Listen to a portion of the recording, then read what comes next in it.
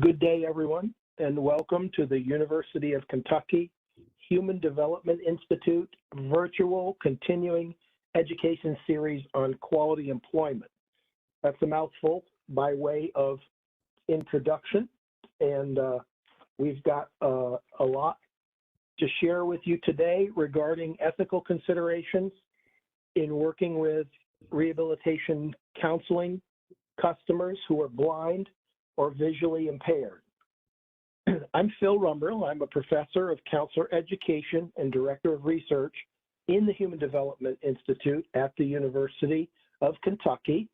And I'm delighted to welcome our panelists today, Dr. Stuart Rumbrill of the University of Illinois and Dr. Zach Ahonle from Mississippi State University. I'm going to ask our presenters to introduce themselves briefly, and then we will jump right into our presentation today. As an accessibility matter, I want to give a brief visual description of myself. I'm a 55-year-old white male. I am somewhere between balding and bald with brown and gray hair. What's left of it? I have hazel-colored eyes. My pronouns are he, his, and him. I'm wearing a red golf-type shirt with a collar today, and I'm sitting in front of a nondescript background, neutral background in my home office. Dr. Stuart Rumbrill, would you like to introduce yourself and include a visual description, please? Welcome, sir. Sure. Thank you, Dr. Rumbrill. Hi, everybody. My name is Stuart Rumbrill, and I'm a postdoctoral research associate at the University of Illinois in Urbana-Champaign in the Department of Kinesiology and Community Health. Very happy to be with you this morning, evening, afternoon, whenever you're watching. I am a Caucasian male. I have short brown hair, and I'm wearing a big pair of noise-canceling headphones right now. I have a pink shirt on. I have a blurred background because you probably don't want to see my bathroom that's right behind me. I'm in my basement in my home in Champaign, Illinois. Good to be here. Thank you. Dr. Ahonle, welcome. Thank you, sir. Good morning, good evening, or good afternoon, regardless, I don't know what the time is where you are. My name is Zacchaeus Ahonle, an assistant professor with Mississippi State University. I'm also the program coordinator of the graduate program in rehab counseling. I'm Black, African American, whichever you prefer. I'm 5'11". I'm actually wearing a checkered black blue checkered shirt, and I have a pair of glasses on, and I'm actually sitting in a business center at a conference where I am. So I think that's pretty much it.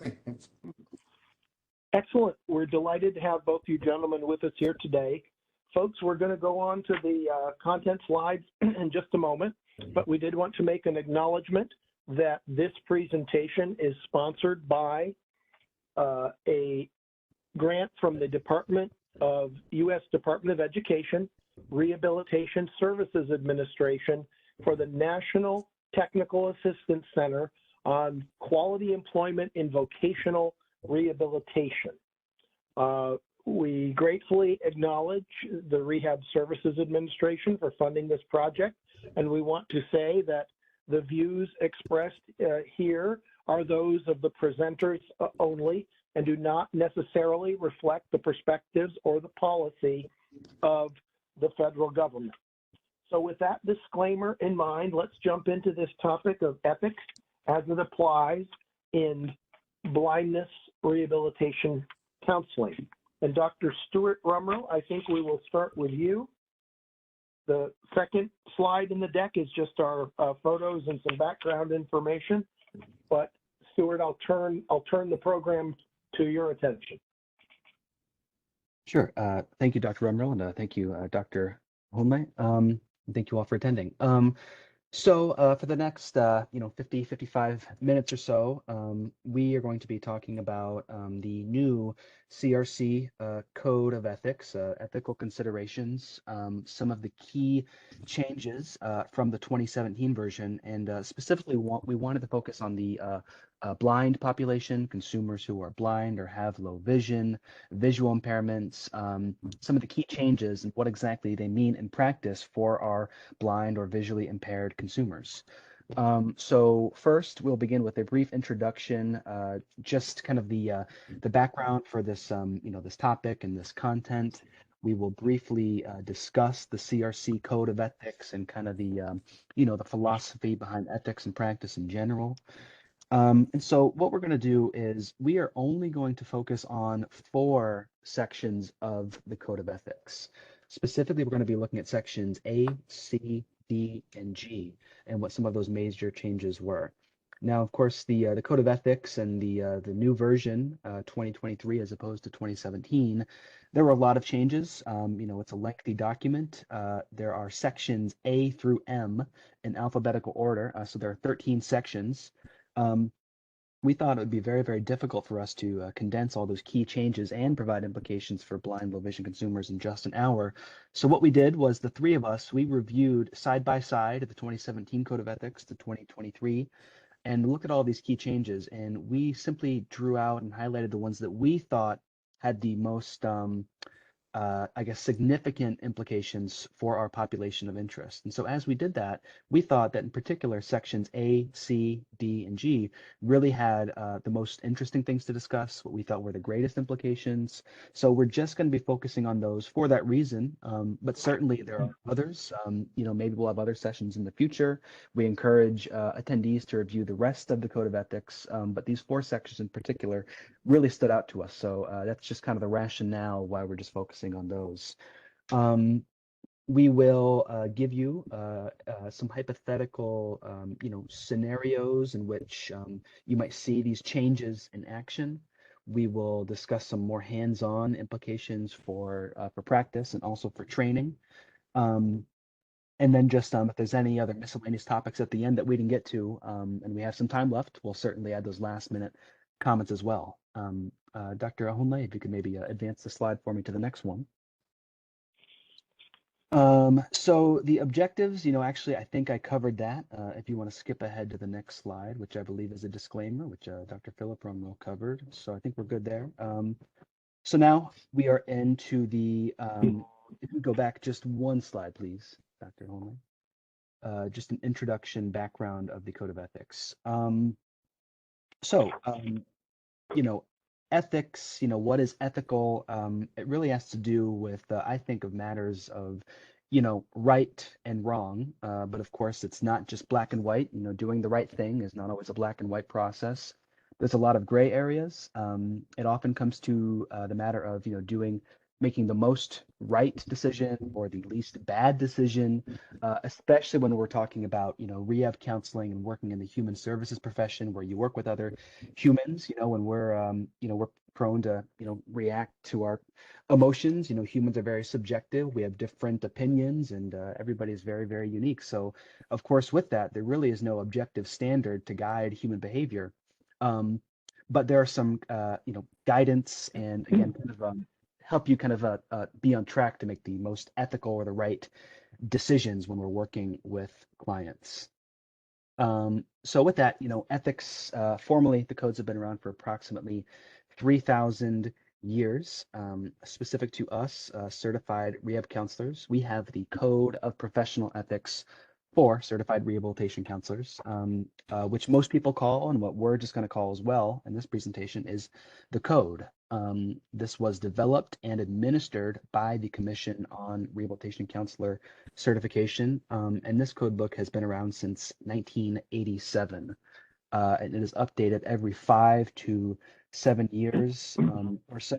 Dr. Ahunle was involved with the recent adaptation to the Code of Ethics from, again, 2017 to 2023. So, all CRCs, all certified rehab counselors, they get a copy of the code of ethics, they really refer to it. And the idea being that everybody is held to these same standards, regardless of practice settings, whether or not you're in the public sector, private sector, whether you're an educator, a rehabilitation counselor, we all stick to and subscribe to these code of ethics, and it really guides our behavior. You meet a CRC, you kind of have this understanding that they follow this code of ethics, and this really, predicts how we behave when working with clients. Next slide, please. And Dr. Ahonle, I wonder if you can maybe mute yourself. I'm picking up the people in the background there. Thank you. So the objectives of the code of ethics, number one, for the clients, to promote the public welfare by specifying exactly what behavior is expected of CRCs. When the code of ethics, you first open it, one of the first pages is there are a number of different principles that just generally guide our ethical behavior, things such as beneficence, autonomy, justice, veracity, all things that we should keep in mind, if we don't follow the specific or don't look at the specific, considerations in the code book. At the very, very least, keep those principles in mind and have those guide your decisions. And so with that, going through the code of ethics, there are very, very specific considerations and ways to guide you on how to act when you find yourself in maybe an ethical dilemma or just, again, a kind of a questionable situation. They give you a guide of how to navigate that, that situation. They don't prescribe and say exactly what you should do. There's not like a flow chart or anything like that that says, if this happens, then yes, then no. But they give you some very specific considerations that you should, again, consider. And then also they serve as kind of this, reference, the basis for processing if there is a violation. If somebody, receives a formal complaint, whoever's conducting that investigation will refer to the code of ethics to determine if or not the CRC behaved unethically. If a CRC is, again, accused of malpractice or behaving unethically, they can refer to the code of ethics, and hopefully they reviewed it and they can defend, here's why I acted the way I did. Here's why I made this decision. Here's how I interpreted what the code of ethics said. So again, really serving as a guide and kind of the basis of how we behave and, work with our clients. Next slide, Dr. please. Rumrill, oh, sorry, you're going to the next slide? Yeah, no, I was just going to hand it over to Dr. Ahonle, but that does it for me. If you have anything to add, please. I was just thinking, and I guess, folks, it's lunchtime where I am on Eastern Standard Time right now, so maybe I'm thinking of everything in terms of food metaphors, but I've come to think of this really extensive document we refer to here as the code as having a relative few things that you always do. Think of that as a thin piece of bread on the bottom. A relative few things you never do, another thin piece of bread on the bottom, and everything else in the middle of the sandwich, right, throughout the code is a matter of clinical decision making, right? It depends on the situation, it depends on your practice domain and context, etc. But we think of codes as establishing these absolutes, kind of the commandments, if you will, for professional conduct, but it seems to me that there's really relatively few things that always have to be done a certain way. There are a few and they're important. There are relatively few things we just simply never do. And then there's all these other contextual factors. And I think the interesting part of any ethics training has to do with those things in the middle of the ethics sandwich. Dr. Ahonle, have you had lunch today yet? What do you think of my metaphor, sir? So I think it's right on. You're right on target, sir. Great. All right. A lot of gray area, I guess. Absolutely. Yeah. Well, so thank you, Dr. Rumry and Dr. Stuart Rumry. So in I think sometime we just had I think about a year ago, a task force was set up to review our code of ethics for the CRCC code of ethics.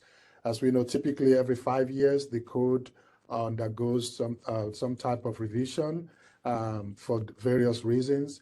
And so the new code, what we have on the screen now, kind of gives us a general layout of the different sections that are covered in the new 2023 Code of Ethics.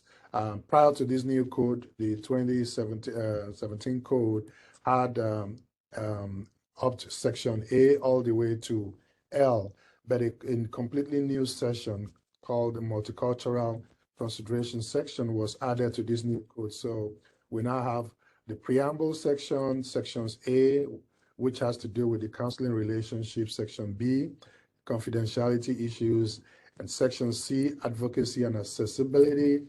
And then the new section that was added was referred to as, is now being referred to as section D, and that has to do with multicultural considerations.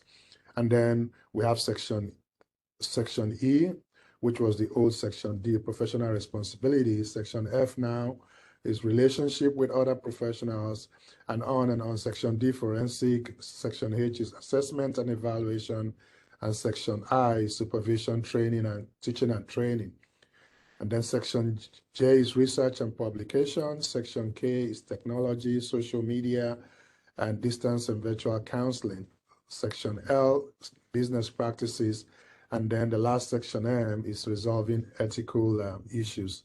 So major difference here between this and the last code is the addition of a brand new section, which is the multicultural consideration section. So why was the code revised? For several reasons. As one, there was some ethical dilemma issues that, as we all know, ethical dilemma issues vary with time as the rehab counseling profession continues to grow. So people change. We've had technological advances, cultural norms shift. There's been an increased adoption of tele-rehabilitation during and particularly after COVID-19. So all of these kind of gives us a reason for a change or for a revision of the existing code. Another reason why the code was revised was to address some ethical issues that were highlighted from current research that was sponsored by this CRCC. Another reason was the need for improved focus on the risk of harm. So there's a need for rehab counselors and CRCs to develop multicultural competencies to better serve our diverse clients. And so the increasing and ever-growing cultural diversity among our clients seeking rehab services definitely necessitated a need for that inclusion of the multicultural consideration. So so the need for improved focus to reduce the harm that clients could potentially be exposed to was another reason. Another was to improve the conceptual clarity. There was some vagueness in the 2017 code. So the 2023, the hope was to try to clarify some of those areas that weren't too clear in the previous code. So those were just some few main reasons why the code had to undergo revision. Again, like I said earlier on, every 5 years, the code goes through some type of revision. So I was in about July of 2022. I think July 2022 was when, actually 21, I think it was. So the committee was set up to review the existing 2017 code. And so a code revision task force was set up. I happened to be privileged to be part of that code revision task force.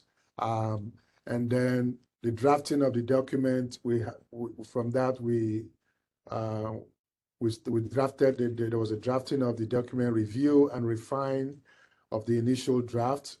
Once that was done, the CRCC administrative staff was started with the responsibility of reviewing the draft, and then after that was done, they approved it and for circulation to the public for review. So general public comment was the next stage that the revision had to go through. After soliciting feedback and from the general public, all CRCs across the nation, their feedback was incorporated into the draft, and that led to an updated final draft. And then that updated final draft was reviewed by the CRCC Ethics Committee. It went through the committee for review and approval, and then from there, the CRCC board did approve the final draft for publication. And then in precisely January 1, 2023, the new 2023 Code of Ethics became the new code that guides the CRCs, Certified Rehab Counselors. Dr. Stewart?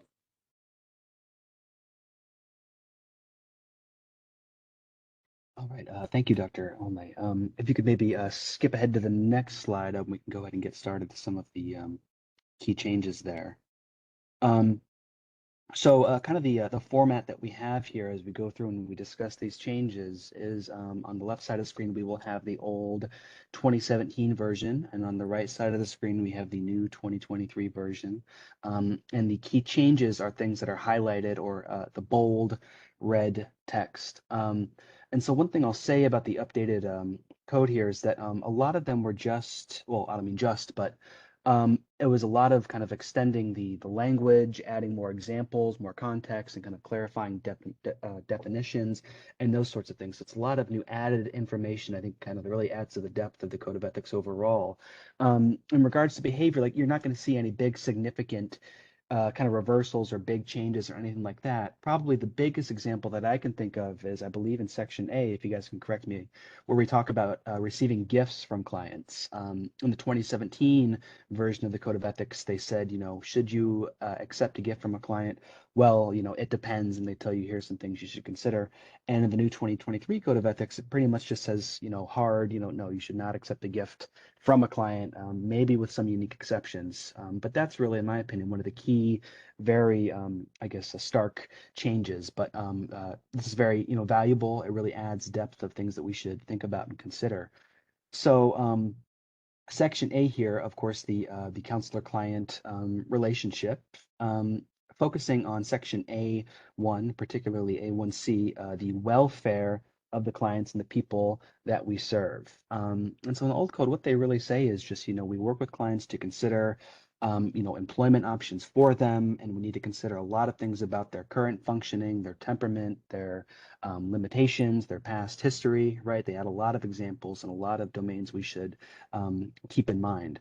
With the new Code of Ethics, they really just add, I apologize again for saying just, but they add some things to it. For instance, there you see on the right, work history, psychological characteristics, education, skills, legal history, substance use disorder. I think these are things that we should always have considered, but here it is specifically said in the Code of Ethics, implying that, if you do not, or if you fail to consider these things, that may be behaving unethically. So very, very important.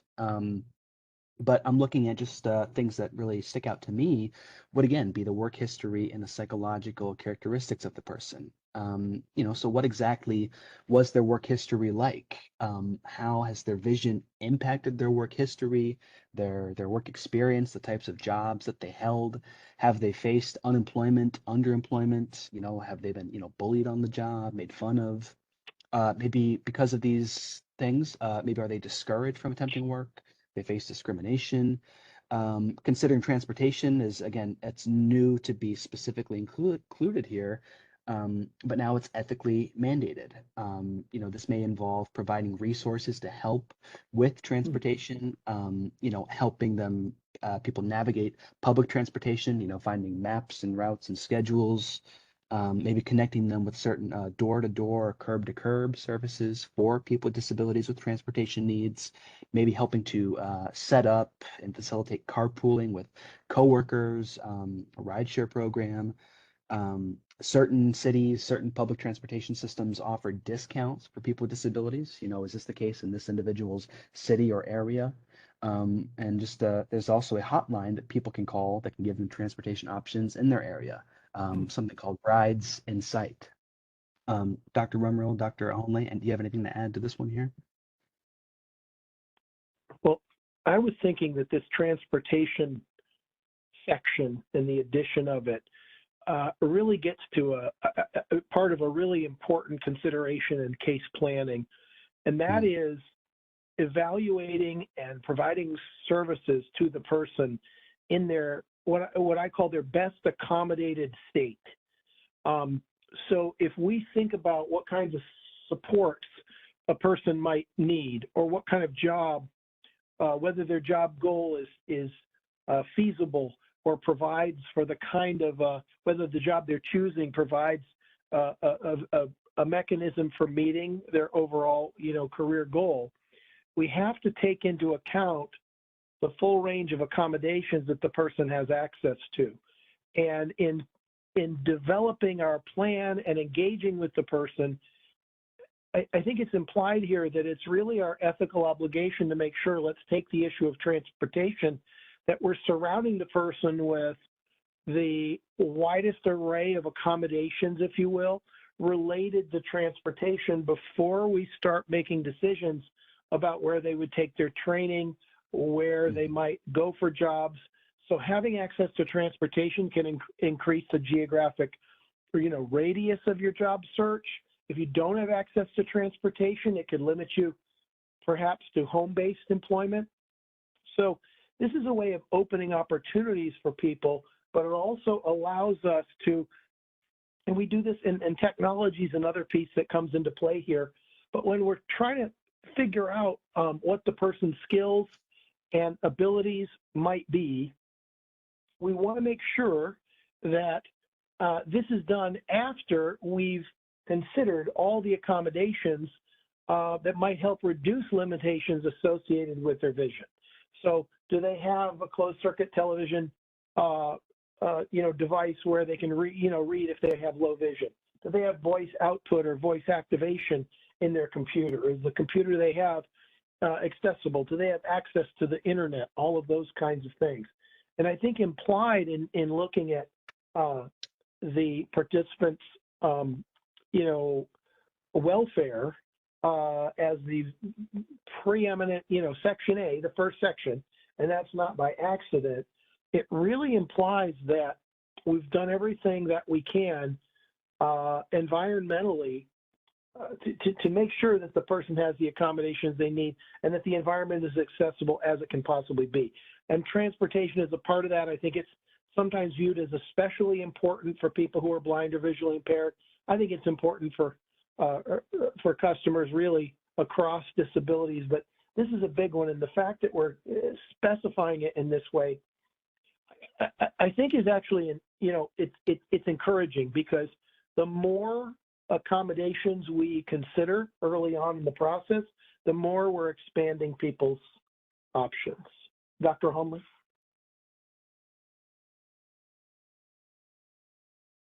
Oh, I think you're muted. Yeah, Dr. Field, I think that I just couldn't agree with you any less. That's so true. And I think this is kind of one of the objective or the reason for the revision. This compared to the older code, this the new 2023 code, spelling this out, I think it's really phenomenal, and it's important, and make at least certify rehab counselors. I think that the fact that this is spelled out, the work history, psychological characteristics, educational skills, and particularly the transportation you mentioned, just really underscores the importance of these issues, of addressing these when working with individuals with disabilities in general, more so people with low vision and blindness.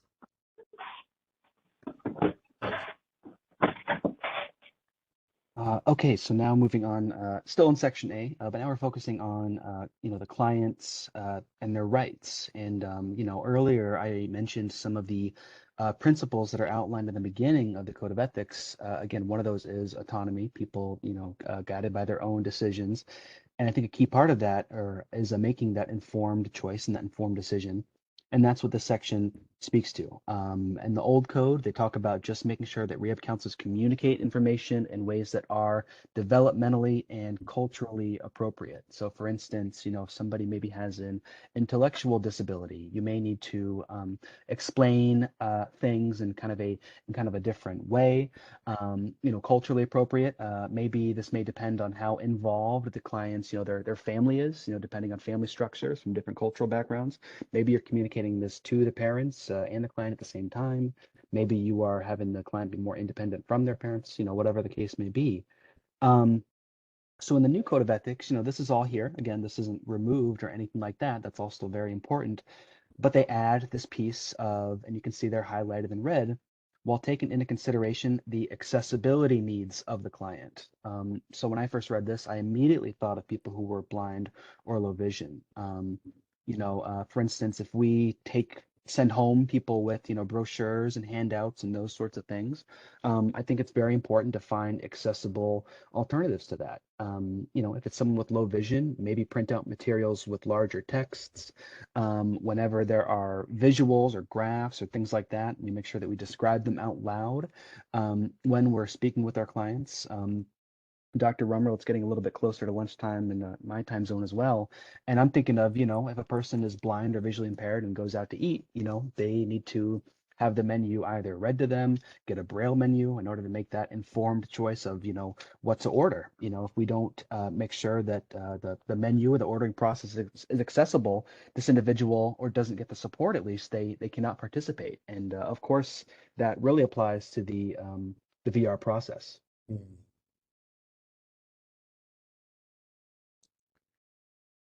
All right. Thank you. So in addition to the section A, this is the section C, and this is about advocacy and accessibility.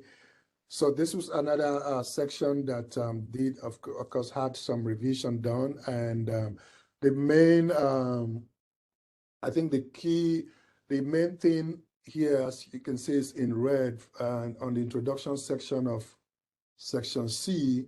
They said something about CRCs are aware of the sensitive needs of individuals with disabilities. I think what was really pointed out is the fact that CRCs recognize that individuals with disabilities are disproportionately represented in communities of color and more likely to experience poverty, homelessness, trauma, systematic racism, and other adversities. So I thought that was really, really important because that was clearly spelled out compared to the old code. In addition to that, also, one thing that was also really broken down or very well spelled out was the barriers, some of the barriers that is necessary to be that we need to remove in order for people with disabilities, particularly low vision and blindness, to be able to really be able to be inclusive in society. Things like societal, institutional, and environmental barriers to the provision of and access to services. Another thing that was specifically spelled out in this new code is the need to address stigma and foster and the need to foster systems change when appropriate. And also they talked about the need to promote diversity, equity, and inclusion and belonging, while at the same time maintaining an awareness of the intersectionality of clients' identities throughout their advocacy efforts. I thought this was really a powerful and well laid out intro compared to what we had initially for this section C, advocacy and accessibility in the older code. Why is this change or addition in the new code important to us as professionals working with clients with low vision or blindness? I would say that it just highlights it's because it does encourage, this change highlights the need for us as professionals when working with clients with low vision or blindness to be aware of and sensitive to the complex and interconnected challenges faced by clients. It does encourage a more holistic and inclusive approach to rehabilitation and support, ensuring that the services that is provided not only address the specific issues related to vision impairment, but also the broader societal and systemic issues of affecting the individuals that we serve. This information I also think serves as a reminder of the ethical responsibilities that we as professionals have and the commitments that each of us have to ensure that these guides, to ensure that our clients are fully included in society. So this change, I think, really guides our practice and moves us towards a more inclusive and equitable, towards allowing us to provide a more inclusive and equitable outcome for the clients that we serve. Dr. Romney, I don't know if you have any thing to add here, Stuart?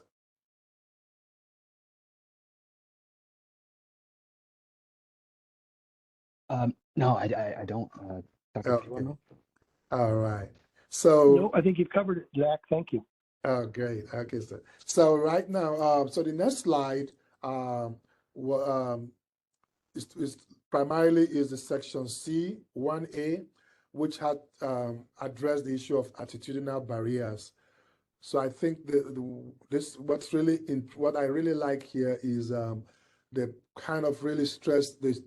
I think it explains they gave examples of what do we mean when we talk about attitudinal barriers.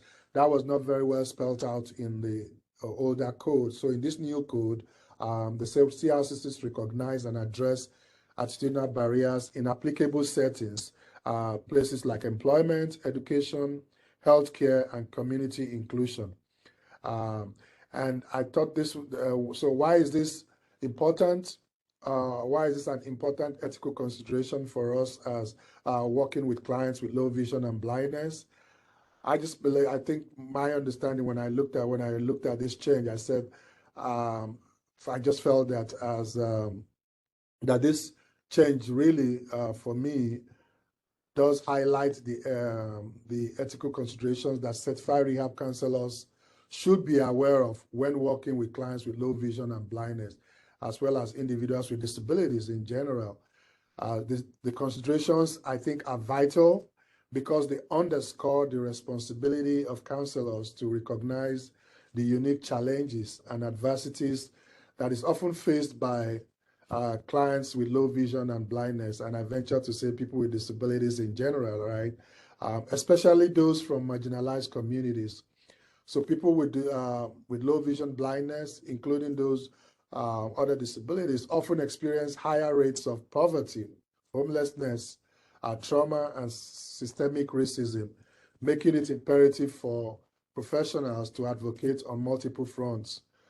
So by advocating at both the individual, group, institutional, professional, and societal level, I believe is necessary because this will promote diversity, equity, inclusion, and belonging while acknowledging the intersectionality of our clients' identities. Dr. Romney, Stuart, any? Okay. All right. So moving forward, this next slide kind of, I think I think this is section C 1B. In the old code, it was empowerment. So in this new code, this empowerment was split into two sections. So it's now B and C. And so section C1, instead of empowerment, it was split into self-advocacy and guardianship and empowering the client. And as you can see in red are some of the additions that were added. So empowering the client was something entirely new that was added to the code. And what they say is that rehab counselors, certified rehab counselors, should be work to ensure the voice of the client, that the voice of their client is heard. Not only is their voice is heard, but valued and given full consideration by supporting informed choice and client engagement. So I thought that was really important. And then the decision-making in treatment planning. So these two sections, self-advocacy and guardianship, I think this addition underscores the need for rehab professionals to prioritize their clients' autonomy, choices, and self-determination. That's not to say that we've not been doing this, but I think having it spelled out in this way just underscores the importance and need for us to not only do this, but continue to do it and even do it more effectively. So I think this is particularly relevant when we're working with individuals who may face challenges related to vision loss. Then the empowering the client section, I just feel that self-advocacy here, the encouraging self-advocacy skills in our clients is vital, particularly for those with low vision. Our clients need to be able to advocate for themselves in various situations, such as accessing services, employment, or education. So this new subsection that was added to these, empowering the client, I feel just it's really good because it just empowers our clients to assert their rights, challenges, negative attitudes, and then help promote inclusivity in the various settings. So the other thing within accessibility and advocacy was the organizational advocacy section. So in this section, what was added to the new code was that certified rehab counselors should make reasonable efforts to partner with clients, groups, and community members to address environmental and systemic issues and to combat ableism and systems of oppression across policies, procedures, and practices. And that I thought was really, I really agree with this addition because it does ensure that the best interests of our clients with low vision and blindness are at the forefront of rehab efforts. So because clients with low vision and blindness are often, as you all know, are often vulnerable due to their disabilities. And so it's crucial for professionals to support and protect their rights and interests. Again, clients with low vision and blindness are best equipped, right, to understand their own needs. So involving them in decision-making processes, I think is very essential for effective service delivery. How about adequacy of services?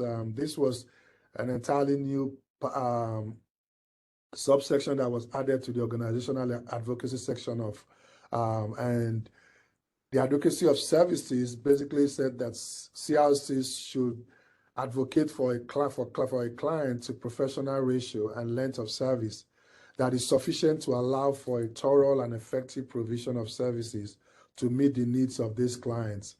I think this addition is particularly relevant in the context of clients with low vision and blindness, because clients with low vision and blindness often require specialized services, adaptive technologies, and skills training. So it's crucial to ensure that they receive these services that are not only thorough, but also effective to meet their unique needs.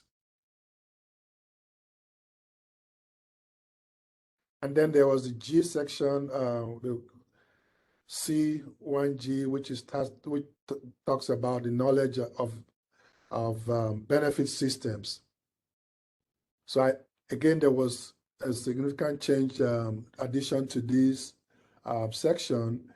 And I'll just read out here. It says, certified rehab counselors are now aware that disability benefit systems directly affect the quality of life of clients, as well as their motivation and interest in pursuing personal career and independent living goals.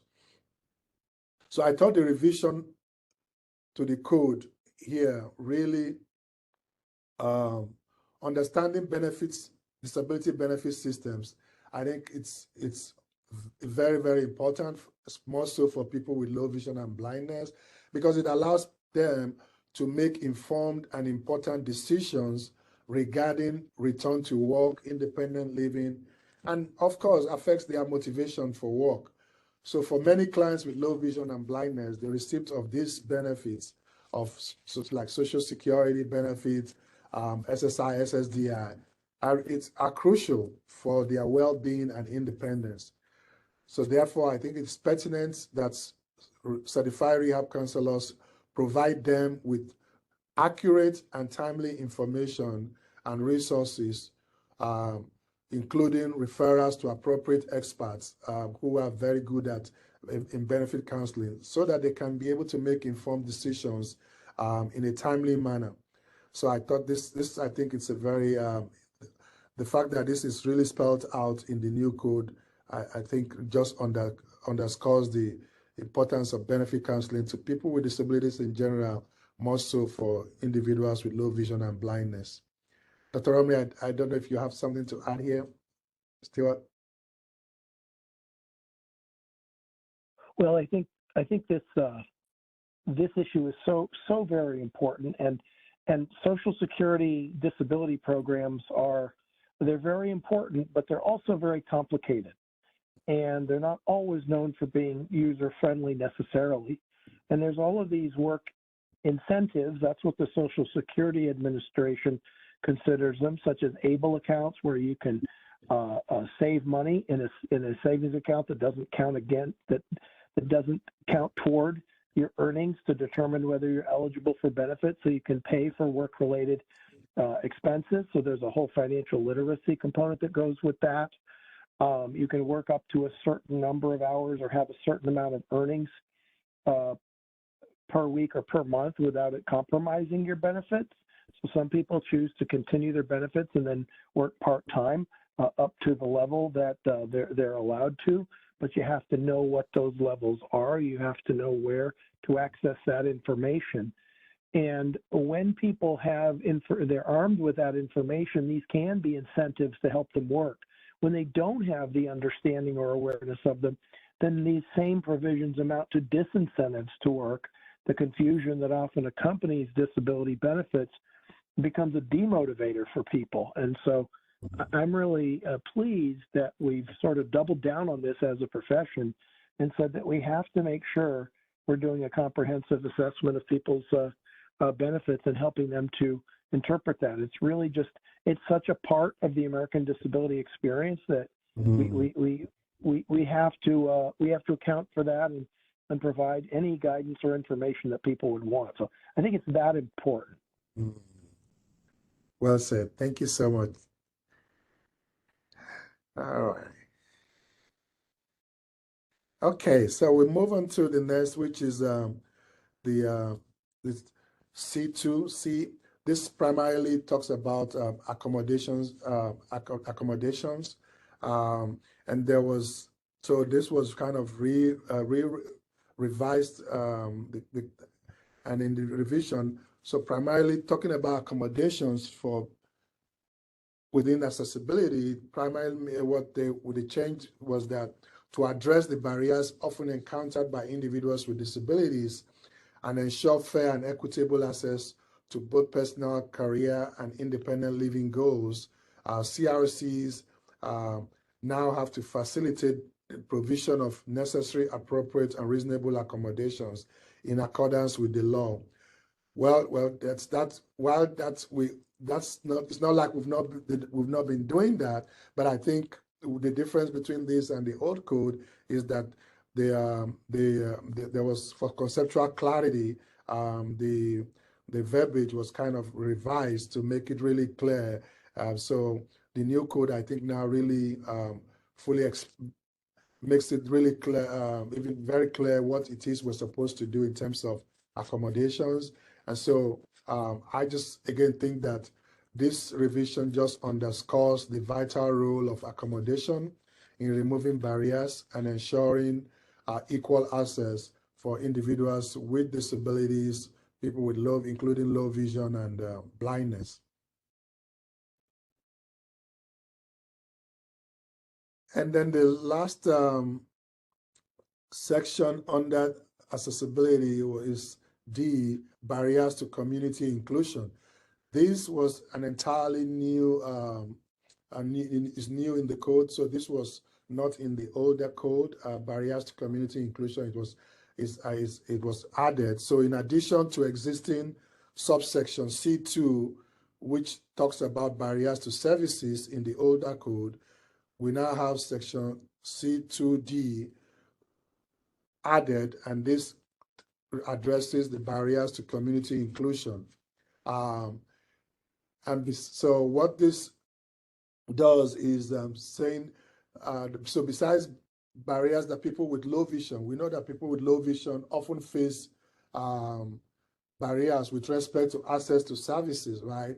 But beyond that, what the new code did was to now say that rehab counselors, certified rehab counselors, it's now incumbent upon us to engage in community collaboration to try to address some of the systemic barriers, not only barriers to services, but we also now have to be engaged in community collaboration to help us address systemic barriers. And then CRCs with this new addition are now supposed to empower their clients to fully participate in social, cultural, and economic life of the community. And how can we do that? Definitely through further collaboration with other agencies, relevant agencies within the community. So I think this is really the barriers to services. It's one, but for us to, while we're addressing that also, we need to continue to address the barriers we need to continue to try to dismantle the systemic racism by engaging in community collaboration with other related agencies. So I think that was kind of the main addition to these, and that's pretty much it on the section C of the code. Dr. Ramri, we do have a scenario. I didn't know if we want to talk about that. Just like a check-in. Maybe just for the sake of time, I just want to make sure we keep it close to an hour here, and I think we're Okay. getting a little bit close. Maybe we can skip the this Okay. scenario, and I can discuss just a few for this next section. All right. Maybe we'll have a scenario at the end here, but I want to make sure we definitely get to the implications there at the end. So with this new section here, we have the of course, the multicultural considerations. And so with this, this is a brand new section to the Code of Ethics, which is why you don't have an old and new comparison, because this is a brand new section. As Dr. Honley was talking about, just the need for, why the Code of Ethics was updated, I think a heightened sensitivity to and awareness of, social justice issues in American society, a lot of socio-political events and those sorts of things. And, you see DEI, diversity, equity, and inclusion trainings and resources all over the place these days. And the Code of Ethics responded to that and made sure that they had a specific section that spoke to all of this. And so as we were reviewing some of the key changes, this was one thing in particular that really stuck out to me, and I thought a lot about clients who are blind or had low vision. So this section here focuses on strengthening the multicultural relationship, in particular, establishing constructive multicultural counseling relationships. A lot of this is, I think, being aware of cultural differences and inequity and histories of oppression and those sorts of things, and kind of different identities people hold, how certain people of certain identities react to other identities, et cetera, et cetera. One thing I thought was interesting is that, again, clients who are blind, low vision, this is simply a matter of seeing and visualizing certain identities of yours. Maybe specifically your race, ethnicity, maybe your gender identity, your gender expression. This may be something that people just don't see, they don't notice. They may make assumptions just based on, say, the sound of your voice or maybe just your name. So I thought that was interesting. On the one hand, this I could see it being argued as good or bad. Maybe they won't jump to these conclusions based on how you look. But I think it's important, to maybe communicate properly and appropriately identities that you hold, especially if that has relevance for the counseling-client relationship, which a lot of them probably do. For instance, right before we began talking about the content here in this webinar, we discussed, our appearance, a couple identities of ours for accessibility reasons. I think that may be a fair thing, and that's just one example. It may be something that you don't normally do for all clients, but it may be good to do for your clients who are blind or have low vision. Next slide, please, Dr. Holman. Let's skip to the next slide. Let's skip ahead again. Avoiding microaggressions. This is something that I always thought was kind of interesting. Microaggressions not being just overt and explicit, whether it's, discrimination, whether it's, racism, whatever the case may be, but they're very, very kind of subtle things that may be, subliminal or imperceptible, or may be framed as, backhanded compliments, things that, in a moment they're not that hurtful, but over time they just kind of build and build and build on a person. And I bet people who are blind or low vision face a lot of these things on a daily basis. Again, they may hear comments that sound like they're compliments, but they're really kind of undermining or maybe even doubting somebody's abilities or the way they do things. I'm sure it's not uncommon for a blind person to be told, "Oh, wow, you get around pretty well for someone who can't see," or, "Oh, you dress well for somebody who's blind," or in a specific example, maybe there's somebody who works in an office, and another coworker, it's Christmas time, another coworker buys everybody else in the office Christmas cards except for that individual. Not because they dislike them, but just because they feel awkward about, maybe giving them a card when they know that they can't see. Maybe they don't want to be burdened with the task of, reading the card to them, whatever the case may be. A lot of these may not be from a stance of, trying to harm or hurt the other person's feelings, but I think it's just a lack of awareness, maybe even just a lack of, discretion and tact and those sorts of things. But certainly, they can really have a strong effect on people, really over time. And Zach, I don't know if maybe you want to skip ahead to section G and maybe just talk about a few of the key, maybe you don't have time for each slide, but maybe just a few things that really stuck out to you. And then hopefully we can jump to a scenario and then discuss some of the final implications there at the end. But maybe as we skip through the slides, people watching this recording at home can pause and review them and reach out to us with any further questions or comments. All right, sounds good. Thank you, Dr. Stuart Rumry. Yes, so the final, the section G, which is the final one for that we have. It's so this was the original. It used to be section F in the old code. So this is section G, forensic services. So there is a long history of rehabilitation counselors specializing in indirect assessments. So while in the ACA code, 2014 code, there are about 5 standards addressing forensic. In the CRCC code, there are about 15 enforceable standards as part of the standalone section, forensic services section. And in this new code, generally, and I think there were just majorly cosmetic changes for all of the G1, which is evaluee rights. G2 talks about the forensic competency and conduct. G3 is about forensic practices, and G4 is about forensic business practices. So there were the changes in this new code were mainly cosmetic changes. The one major change, though, as you and you can see that they're pretty much cosmetic from what you can see on the screen.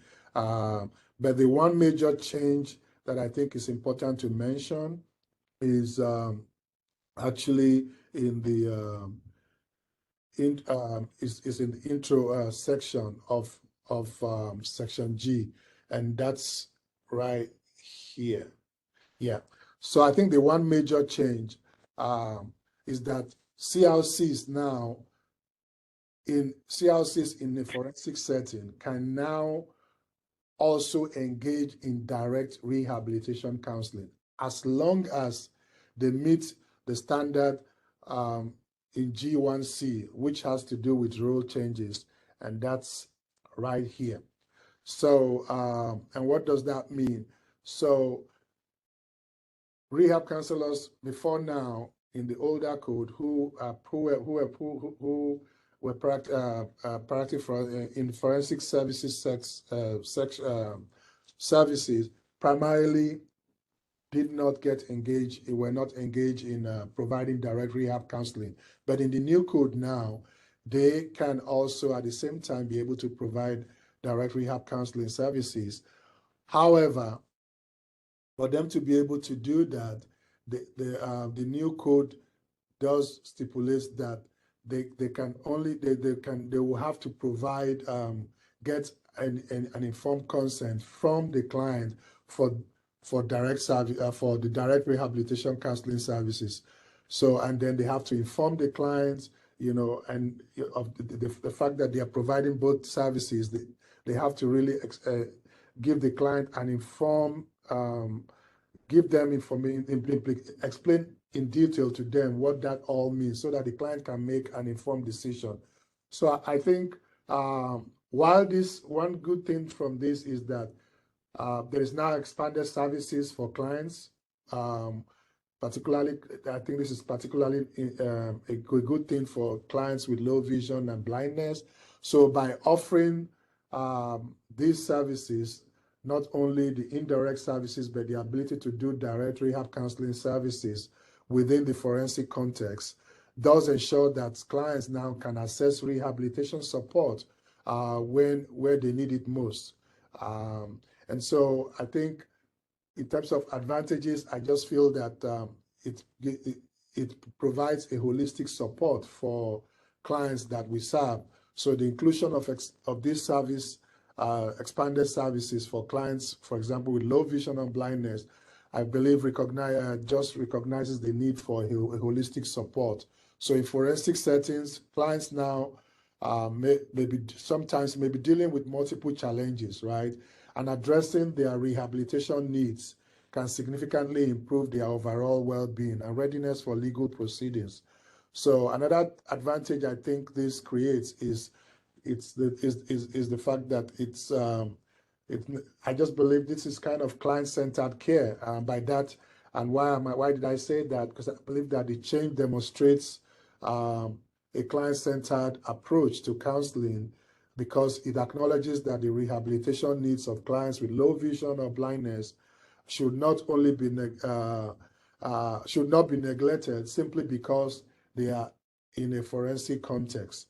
So this change prioritizes the individual needs and well-being of clients, and while aligning with and it does align definitely with our ethical counseling principles. So again, for certified rehab counselors in forensic test settings to do direct rehab counseling services, while they can do it, the caveat is they should only do that only if they've explained their role change to the client. So the implications of the role change and completing a new, not only should they explain, they also need to complete a new professional disclosure form with the evaluee. And so I just think that CRCs in a forensic test settings now, they don't only have to just inform the client, they are now required to seek written consent from the evaluee and their legal representative. So I think as long as they can do that, then they are declared to offer direct counseling services alongside the indirect services that they currently offer to clients, which I thought is really neat. All right. So I think that's pretty much it. Stewart, you want to come in here?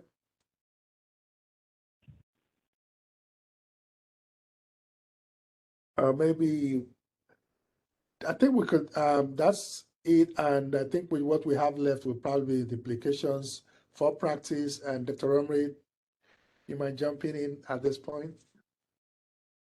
Yes, thank you. Well, first I want to thank Dr. Rumrill and Dr. Ahonle for this great presentation. You gentlemen are very thorough, and appreciate both two things here. We talked about the new look at the revised code and how it's changed, and I think that's very important, changing in very good and encouraging ways. I do note that it's changing for the better, but also for the bigger. We're adding standards, right, Zach? We're not taking them away, that's for sure.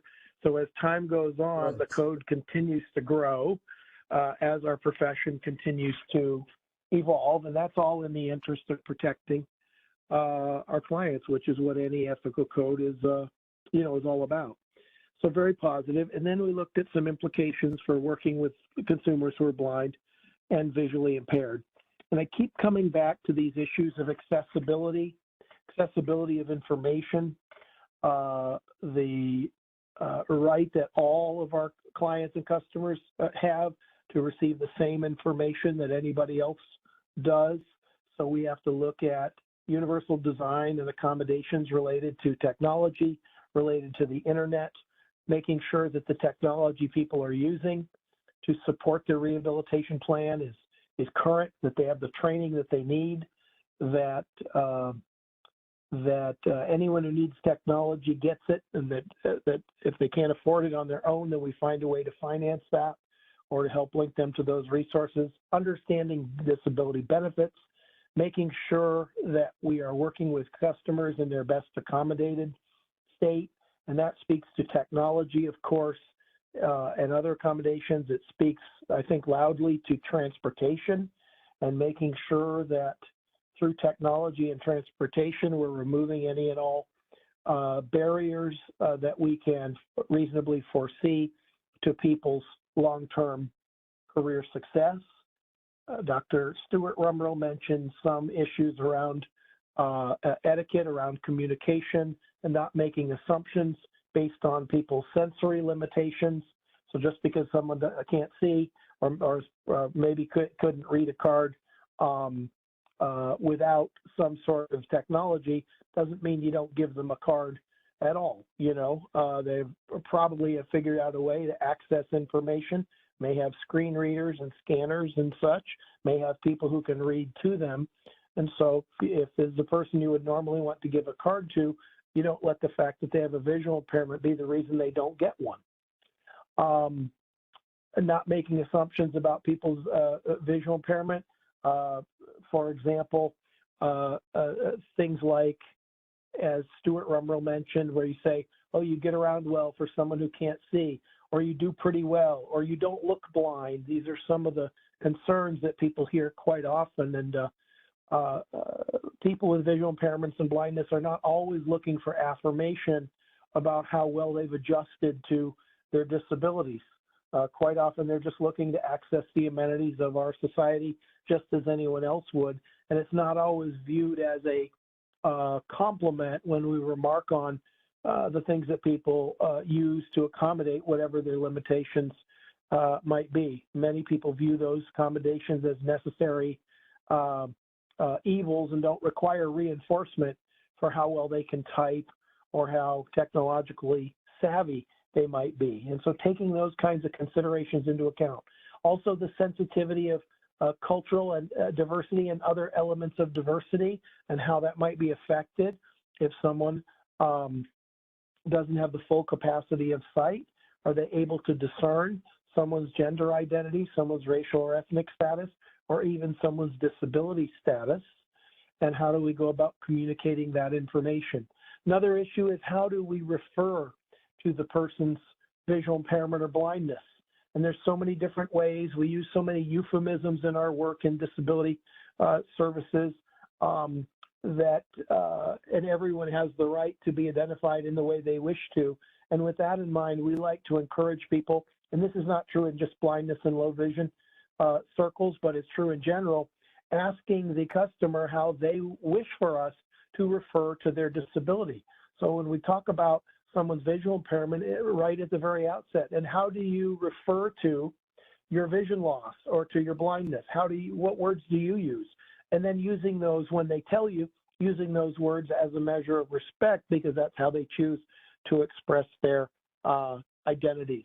So language matters, words matter, and it's all part of building that counselor-client relationship. And when in doubt, asking the customer or client what preferences they have about how the working alliance with the client is actually administered. We can't think of anything that is more important to the counselor-client relationship than the person feeling empowered to make as many decisions as possible based on their own interests and their own goals, and not based on the values or expectations of the counselor. Well, Dr. Rumrill and Dr. Ahonle, that's all I have to add to this really terrific discussion that you've brought forward today. I wonder if either of you have any closing thoughts. I know that we have your contact information on these slides, but I will turn it over to you for the last word in this afternoon's proceedings, and just want to thank you both for taking time to share your expertise with us in this forum.